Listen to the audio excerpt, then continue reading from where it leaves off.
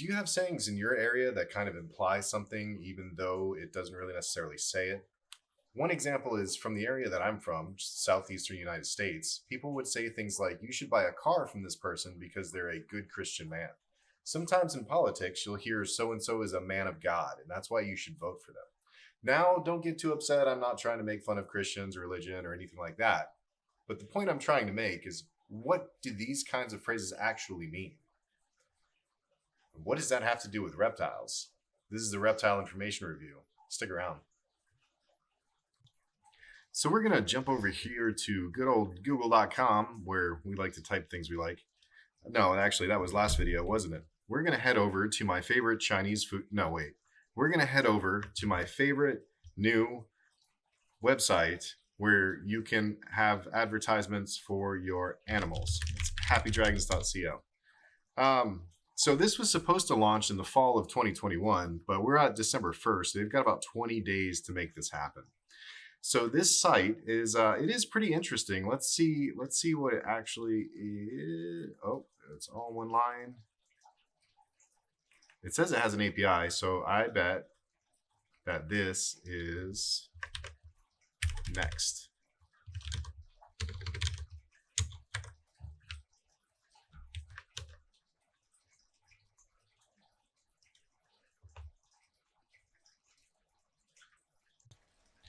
So I'm going to jump over here to google.com. No, we did that last video. Let's jump over to something else.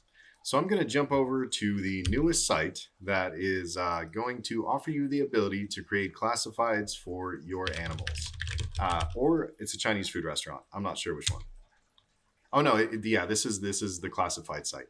So this classified site popped up a little while ago, and it was supposed to launch in fall of 2021. They've got about 20 days until winter, so I don't think that this is happening. Another fun little fact on this is if you head here, if you're trying to find this website, remember you need to go to happydragons.co. You cannot go to happydragons.com. Why? Because that's parked, and the creators of Happy Dragons were too cheap to buy the park domain. You can actually get it for about $3,000, but instead they went with this. The website does have a pretty decent design to it, and it's using a fairly new framework. For the nerds out there, this is actually next.js. I'm not sure where it's hosted. I can't be bothered to go look. But it is interesting that it's, not another site and, some antiquated framework or something like that. So it is relatively new. It's got kind of a cute little design. Whoever designed it failed at grid right here. This is pretty interesting. But you can see here a list of people that I guess these are going to be the first people that are allowed to put advertisements on the site and their associated websites. So yeah, let's click through. Let's see what's going on. Definitely remember Reptile Mountain, old TC Houston, right? Hey, thanks for that little tip, Google, but we don't need it right now. So let's click through and see what makes these. Hello. Let's see what makes these more ethical than anybody else out there. I mean, it looks like some pretty standard stuff here. Is this actually reptile carpet? I think this is actually reptile carpet. So reptile carpet and Timothy hay is apparently what you keep euros on. Yeah, I'm not too clear on what's going on there, but yeah, I don't know. That's I mean, it looks nice. I would probably buy one of these. Well, hey, there's that ReptiCarpet again. Back in 2017, still using ReptiCarpet. So step one to being an ethical breeder and an ethical keeper is to use ReptiCarpet. Let's see what else we have here. This person only has a few. This looks like, is that green in the background? Does that look like a tub? Oh, and Ben Siegel. Ben Siegel is an interesting character. So I used to buy king snakes from Ben Siegel. And if you want to see a kind of not great story, and I'm not trying to trash Ben Siegel here. This simply is what it is. But according to the Huffington Post back in 2015, a Florida man is facing multiple charges after allegedly slapping the employees of his reptile shop with a bearded dragon lizard. That was Ben Siegel, who is reviewing yourtegu.com. So, okay. So ReptiCarpet slapping people with lizards. Let's see what's going on at the next one. This is, oh, of course, emails. Yeah, of course. So nothing too, nothing really special here. Most everything's out of stock. $2,500, 350 bucks. Yeah. So nothing too special there. This goes directly to Facebook, and they actually have shared the exciting news that you should join the waitlist at happydragons.co. But let's see what makes them more ethical than anywhere else. I don't really see too much. I guess geckos are going to space. Yeah, so I'm not sure what I'm supposed to see on this site, or actually on this Facebook page, obviously. So I'm not really sure what is proving to me that this is a more ethical place for me to buy leopard geckos from. Again, I'm not trying to trash anybody. I'm just trying to honestly learn what makes it more ethical. And then, of course, here's TC Houston, which is, great guy, former AZA zookeeper, if you ever watched the channel, of course. He's got some interesting setups where the last I checked, most of his blue-tongued skinks were kept in racks that he built himself. I believe they do have UV light, but I'm not sure. Actually, on a funny note, too, is TC Houston actually used to say that skinks did not require UV light at all, and only recently changed the story. I'm not sure exactly when. And added the welfare and ethics here. So again, you can go watch his videos. I've seen a few, and I'm not 100% sure what makes TC more ethical than anybody else. But let's keep going down the line. So this just seems to be like there's no pictures of their facilities on these, so I'm not sure what that's supposed to tell us. Oh, here's a picture of facility. This is perfect. So it looks like, I mean, the exoteros look great, but the first thing that catches my eye is that we have, are these geckos in the, so they've got sort of a rack system and they've got click clacks. I mean, this is pretty standard gecko stuff. So I'm not sure what makes this more ethical. We're gonna go ahead and close that. Whoops, did I accidentally zoom? No, I didn't. Okay. So this is Sunfish Exotics, who you'll probably recognize from places like Reddit. Is there anything here that shows us that this is more ethical? There's really not. I mean, there's no pictures of breeding facilities or anything. So, I mean, right off the bat, I'm not sure what makes this more ethical.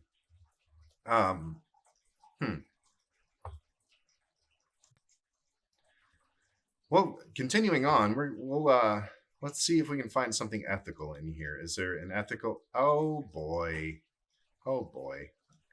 So ReptiFiles.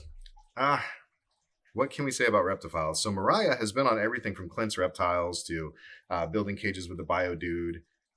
Supposedly has like a decade of experience as a reptile husbandryist. I don't know what they think that word is. It's kind of interesting that outside of reptiles, most places don't really say that they're performing reptile husbandry per se. So, again, as I mentioned at the beginning of this, I was from the Southeast US, so we definitely had our share of agriculture schools. And I remember growing up, they would say that we would have an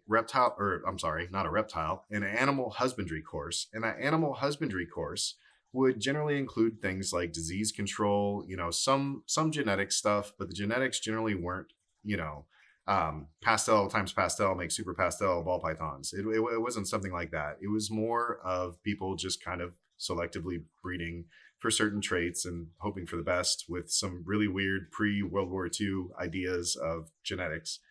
Really goofy courses, of course, right? But if you look at the rest of the pretty much animal fields, however you want to say it, they have moved to animal science. I mean, try it for yourself. Call your local community college or your local university and ask them if they have animal husbandry. And when you look in their catalog, you'll more than likely see animal science. This was a shift from agriculture companies. Remember, husbandry, animal husbandry, is an agriculture term. It's for farmers, right? So there was a shift with people that produce animals. Now, of course, think food and everything else, and animal products, right? So there was a shift from husbandry to animal science, with animal science supposedly being the more ethical way to refer to the way that we treat these animals with dignity while they're being used in agriculture as agriculture resources for their, animal products, right? So again, meat, leather, milk, et cetera, et cetera, et cetera. So oddly enough, the, here in reptiledom, or however you want to say it, we stick to the word husbandry, which you find on things like, maybe if you're browsing Google Scholar or something like that, you'll find a veterinarian paper on what their husbandry was for, let's say, a leopard gecko or something like that. So it seems like I don't know if that specific word is just unfortunately stuck to reptiles now or what, because we used to have people that claimed to be herpetologists, right? But herpetologists are people that put animals in glass jars full of alcohol. That's what herpetologists were. Or they studied just simply the ecology and it didn't have anything really to do with the animals other than, they were participants in that ecology, ecosystem. So we moved from that to herpeticulture, which is kind of funny that sometimes you'll just hear herpticulture, right? It misses a few letters, but it's still it's herpeticulture, right? And then it looks like we've gone full circle back to husbandry, which once again is not something that other animal fields are. It's not really used the way that it's used here, and especially not used the way that ReptiFiles uses it. So I'll remind you that Mariah Healy is not a breeder and does not produce animals. So there's a question of if she should even use the word husbandry. I don't know. That might be a little bit of gatekeeping. You guys tell me in the comments below. Should you use the word husbandry if you're not actually breeding animals or producing some sort of product with those animals? I don't know. I'm kind of in the middle on whether or not it should be husbandry or not. Herpeticulture seems pretty good. Experimenting with these animals is probably not a great thing to say. So I don't know. But moreover is that, ReptiFiles is a site that, it's been just about anywhere. This is a WordPress site that is pretty much just made like any other WordPress site. I don't know if somebody else designed this or what, but if you look like right at the top at the Aki Monitor Care Guide. So what I want you to do, and I've covered this already, what I want you to do is compare these sentences with what you would find on Wikipedia. So the actual text isn't mentioned as being copied or modified from Wikipedia. And the image doesn't have a caption, or this image doesn't have a caption, which is interesting, and you'll find out why in just a moment. So these images have credits and captions. But the first image, all the way down here, is where its caption is, where you don't see that it's from Wikimedia. So most of this is from Wikipedia. Why would you want to go to ReptiFiles and see some stuff that's remixed and, plagiarized from Wikipedia? That would get you removed from college or removed from a job as a journalist pretty quickly. That's not a very ethical thing to do. Copying Wikipedia without credit that's not great. And then of course we have an email sign up here, right? So this again, so if you're not big on websites and you haven't been around that for very long, one of the best ways to monetize your site is to try to collect email addresses. Worst case scenario, you can then sell those email addresses to somebody else. So is that what Mariah is doing? I have no idea. But the email address collection here allows her to push notifications into inboxes that will increase engagement, and she can show that engagement to her partners. In some cases, you can also put things like affiliate links inside of those emails so that you get paid by places like the Bioduders and Habitats, which is, again, I'm just shocked that nobody noticed that this was cut and paste from Wikipedia and this is where they put their logos. Interesting. So, all of the links that we've gone through so far, we're having a tough time finding something more ethical than anywhere else, because I can find cut and paste Wikipedia stuff. I can find care guides written by somebody that's never seen the animal. I can find all this stuff anywhere else. And this is, I mean, it does look nice. It looks really nice. I don't know who wrote this blue tongue skink guide. It says curated by ReptiFiles is an online database. Yeah, I mean, ReptiFiles is a link to Wikipedia is what it should say. Well, hey, maybe the ethics page will tell us what is more ethical about this page. Yeah, so and of course you should play along too. Go ahead and head over to this site if you want, or don't. I mean, do whatever you want. Reptile First Care. I like that. Reptile First Care. I'm not sure what that means, but let's go with it. So finding better ways to care for the reptiles in our charge. There's a lot of things that I can think of as a breeder that I would like to change, especially about the way that we keep reptiles, in our charge, right? So what does this say? So we use the 5 provisions of animal welfare created by David Mellor. Okay, so this one's interesting. This is something that you would find more on the animal science side, but okay. So good health. I like this. Illness, disease, and injury in pet reptiles should be diagnosed and treated promptly and prevented as much as possible. I want to highlight that, and I'm going to read it one more time for the people in the back because we're going to cover this again. Illness, disease, and injury in pet reptiles should be diagnosed and treated promptly and prevented as much as possible. I really like this. I 100% agree with this. I mean, this doesn't originate from Happy Dragons. This is just some stuff they cut and pasted from somebody else, of course, right? I mean, it's great. It's great. And I mean, it's not, it's a good reference, right? But again, this isn't something that originated here. So let's scroll through. Progressive husbandry. I like this. So once again, the word husbandry, not animal science or anything like that, not care, not herpeticulture. They still sticking with husbandry. Oh yeah, and of course we still haven't launched yet. So to go back to this sentence, this is really, I mean, if you've seen any of the videos from this, except for the last video I did, the very last video I did on dangerous UV lights, I mean, that one's just dumb. But anyway, it's good to be self-aware, right? So if you've seen any of the videos here, then you'll know one of the things that I like to harp about is nidovirus. So nidovirus, and this is where people like to mix this up. When I say nidovirus, I don't mean the family of viruses. Get out of here with that. That's not what I mean. So specifically when I say nidovirus, 99% of the time I'm talking about ball python nidovirus, Morelia nidovirus, or the class of nidoviruses that have been moved over to serpenoviruses. So nidoviruses exist for pretty much every animal. And when we look at snakes like ball pythons, Morelia, GTPs, anything you want to throw in there, there is a disease that permeates through these animals. If you jump over to the boa community, there's also arenaviruses, which are a whole other far more complicated and interesting topic.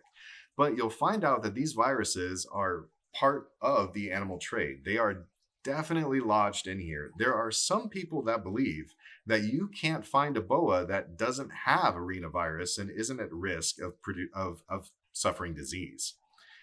I don't believe that is true. But I mean, again, it's because of the way that we keep them in captivity.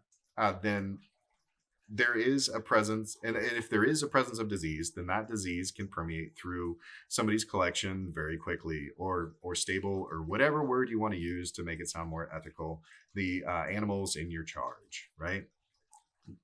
Nidovirus is much easier than arenavirus. Nidovirus can't be transmitted by vertical transmission. So that means the mother can't pass it down to the babies.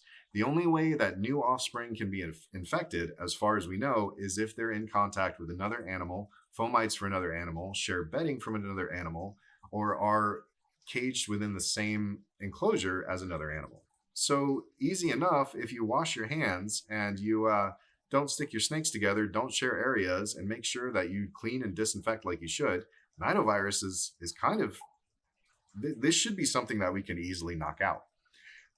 But what happens is when you start talking about viruses, people get very, very, very upset because people don't often talk about these viruses very often. Yeah, that was a little bit redundant, but we'll keep going. So we'll use good old TC Houston from Reptile Mountain. At one point in time, I think it was over on YouTube, or I was talking to somebody else, and he jumped in about viruses and some other stuff.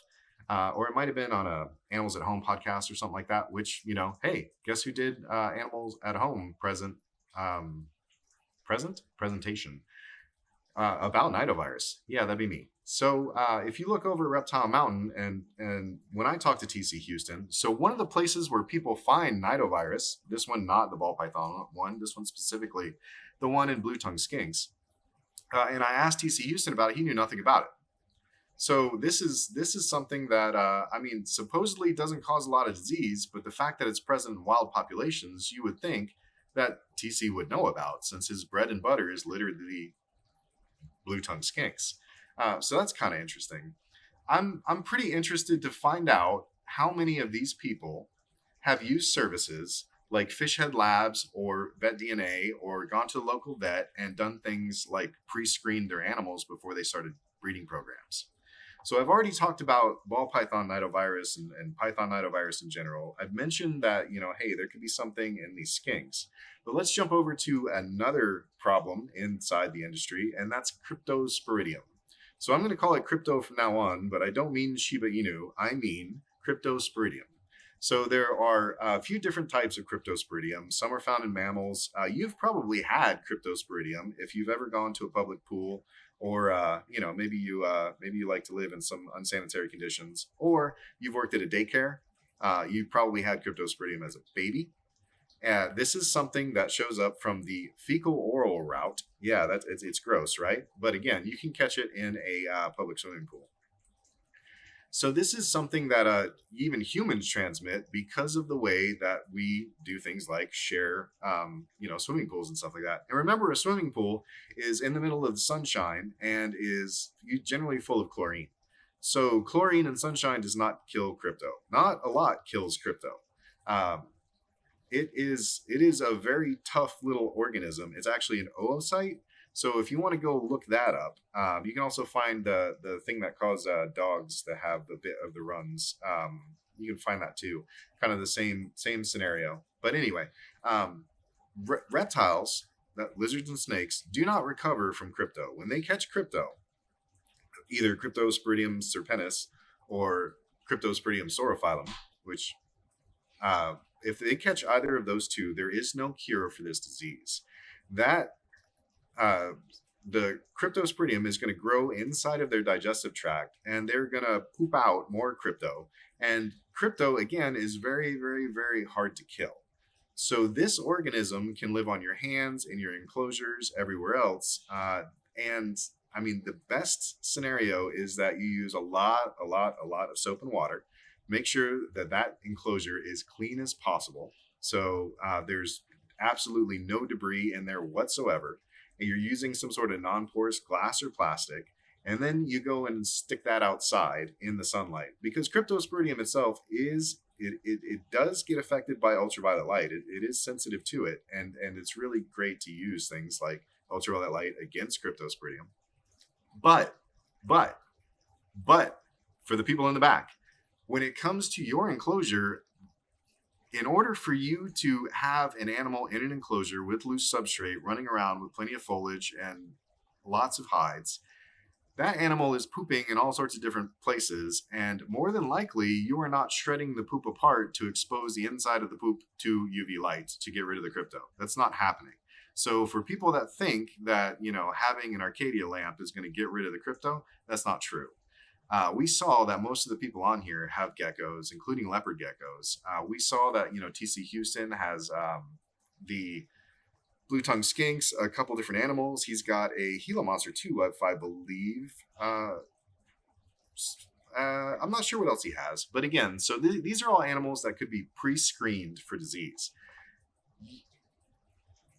I challenge you to talk to any of these people on this list that are all supposed to be more ethical than any of the rest of us, and ask them what their disease screening and pre-screening and how they handle disease.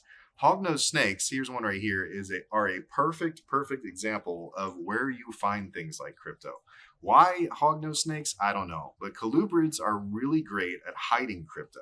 There are reports out there of corn snakes that went, several years before having any disease symptoms that show up. Generally, you'll find animals that are cool seeking. You'll find animals that regurgitate. A lot of the times with some of the colubrids like hognose and corn snakes, you will have no idea until that animal's been in your charge and pooping and everything else for quite a long time.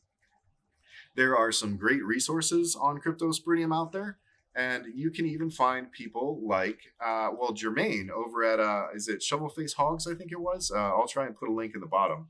But Jermaine recently ran into a problem with crypto and had to go through and screen his collection. Now, I would love to see somebody that is supposed to be more ethical than the rest of us, like Sunfish Exotics here with this picture of hognose. And the only reason I'm picking on Sunfish is because there's literally a picture of a hognose here. But I would like to see this person come out and show us what their pre-screening and screening results are for things like Cryptosporidium. There are plenty of other things that you can screen for. You could screen for mycoplasma. You could screen for, what else is out there? There's there's plenty of stuff to screen for, right? We've already talked about Reptarina viruses, Sunshine, OPMV, Furlovirus, all of these things you can get engaged with and working to screen for. One of the things about reptiles is that people will say that if it eats, it mates, and it poops, then it's healthy. As long as it's not bubbling, it's totally fine. But what we find out is that's not generally the case. Oh, I forgot, nidovirus is also kind of pervasive over in veiled chameleons too. That's an interesting one. So some of the species that we have trouble keeping, like veiled chameleons, or in the past, ball pythons and green tree pythons, some of the animals that we had trouble keeping, we found out have been carrying these diseases for many, many years, whether that's Cryptosporidium, that may be the thing that took out your leopard gecko. So maybe it wasn't actually impaction that everybody freaked out about early, and then other people have no problem with these animals on loose substrate. Perhaps, and I mean, I have no evidence of this, right? Because we're not going to be able to go back in time and do necropsies on dead leopard geckos, but perhaps they didn't actually die of impactions. Perhaps they died of Cryptosporidium, because Cryptosporidium will cause digestive tract issues, including swelling. And I mean, do your own research, right? Head over to the Merck Veterinary Guide and look up Cryptosporidium. Head over to, Google and look up Cryptosporidium and corn snakes, and you'll see animals that have just swollen bellies and things like that, which would be, I mean, if you saw that, you could probably say, oh, this is impaction, which is all the more reason that we should actually screen for stuff like this, because then we know for sure whether it's something communicable or not. Reptiles are really great at not telling us when they're sick. You can have reptiles that have broken bones. There's been cases where people have had boas where it turns out that they had some sort of cancer and their ribs were fused together and they were still slithering around and eating and breeding and everything else. The eating and breeding thing actually comes from mammals, and it has just been kind of shoehorned into reptiles. But reptiles don't quite function the same way. Chameleons will walk around with broken ribs and they will eat and breed and everything else and like it's nothing. I barely fractured a rib before, and I wasn't going to eat or breed or anything else because I was done. That is super painful. Or if you fracture your collarbone, again, I nope, not doing anything other than laying and crying on the ground. It's not fun. It's definitely not fun. But reptiles don't really care. They'll wander around with broken bones and everything else. So we'll jump back over here to, once again, this is a sentence that I absolutely love. Illness, disease, and injury in pet reptiles should be diagnosed and treated promptly and prevented as much as possible. I challenge you to find these individuals on this page and ask them if they've tested for nidovirus, if they've tested for mycoplasma, if they screen for Cryptosporidium. And don't tell me, oh no, I don't need to because I buy from reputable keepers. Because if everybody here that's supposedly an ethical, reputable keeper doesn't screen, then who does? Who actually, if it's not these people, then who actually screens? I do. I mean, that's me. But I'm not as ethical as these people, apparently, because I'm not featured on this website, right? So who actually screens for this disease? So the whole I buy from a reputable breeder, that doesn't count. That's fake. That's a good Christian. That's the thing that I mentioned at the beginning here. That's a man of God, soldier this lizard, therefore it can't have crypto, which is not fundamentally ever going to be true. That doesn't matter whatsoever. So if nobody's screening for the disease here, I'm not sure what more ethical is. But I invite you to ask them. If you look out at the people that are supposedly less ethical than these people, right? So if we look at your average MorphMarket person and we jump over and we talk to people like, well, Pack Pythons, he did a whole video where he had to screen for nidovirus in his collection. You can also see Snakes and the Fat Man with Chris Eaton, and Chris Eaton and Snakes and the Fat Man are definitely uh, they are going to use tubs. I'll just put it that way. So you can make your own conclusions, because some people that really upsets and some people that doesn't. So you're looking at a bunch of breeders that use tubs, which I'm sure would probably be not ethical according to Happy Dragons. And they had an entire podcast featuring the Fishhead Labs crew talking about nidovirus in their collections. You can jump over to Olympus Reptiles, which, Matt has a bunch of snakes that he's breeding together. And he made a video on how to prevent disease. I mean, it's not, sorry, Matt, not the greatest video. Could have done with more screening, but at least he talked about sanitization and disinfecting for the prevention of diseases like nidovirus. Oddly enough, nowhere on this site will I find anything along those topics. So I'm not sure how this is more ethical. I don't know how this is going to replace MorphMarket. Since obviously, I mean, if this site's goal is to, a commitment to an actual ethical reptile first care, where they stamp out diseases and all of these other things, even though they're not doing any of that, then I would question how this is any different than just going to MorphMarket. Now, I mean, I've said plenty of stuff about MorphMarket myself. I definitely tell people that it's a classified site. You need to find out more about your breeders.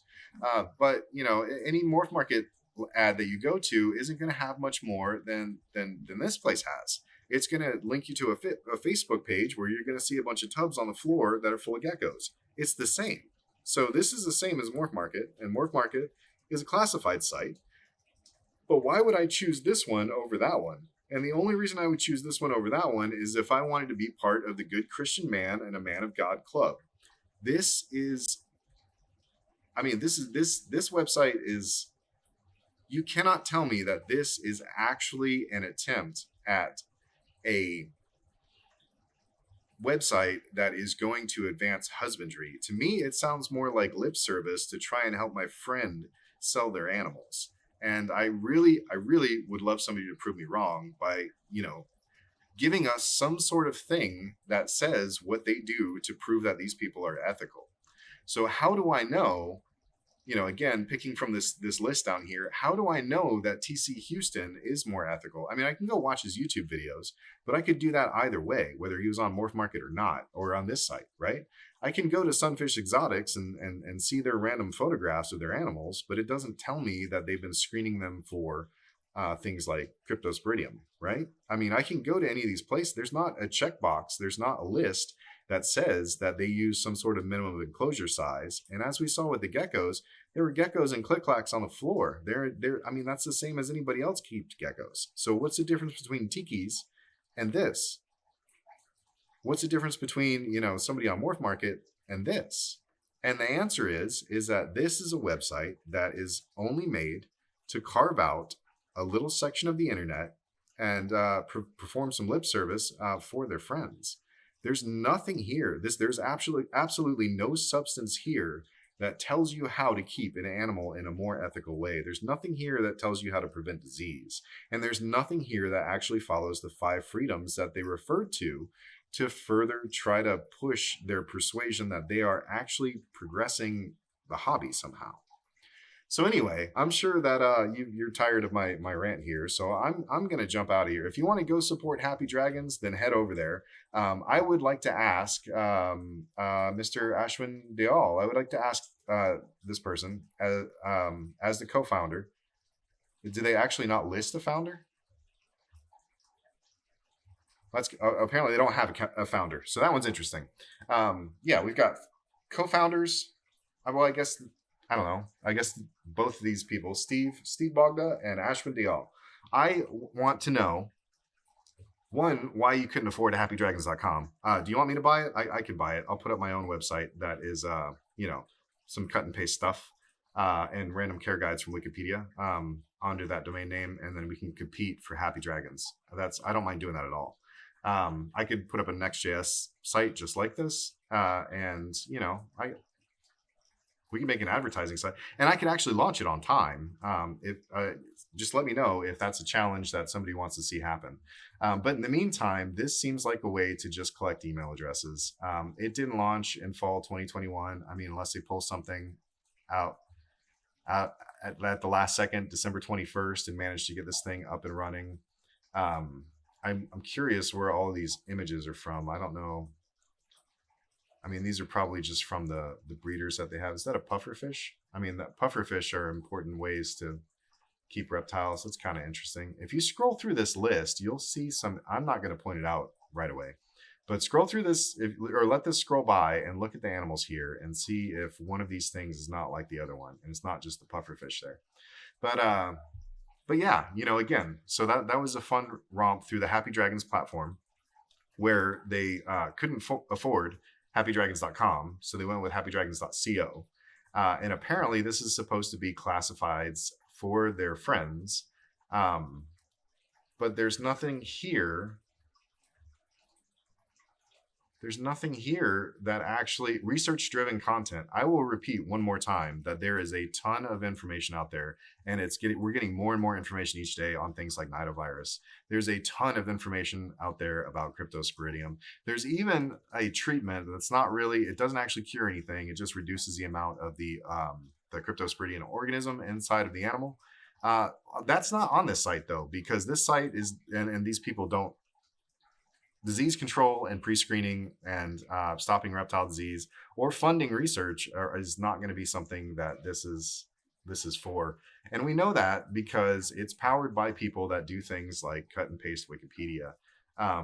This list of the 5 freedoms here, this is great. But I can guarantee you it's not. I mean, that's a weird link. It just takes you right back here. Breeding environments, safe, clean environment for the reptiles, adequate space, responsible breeding. I like this one.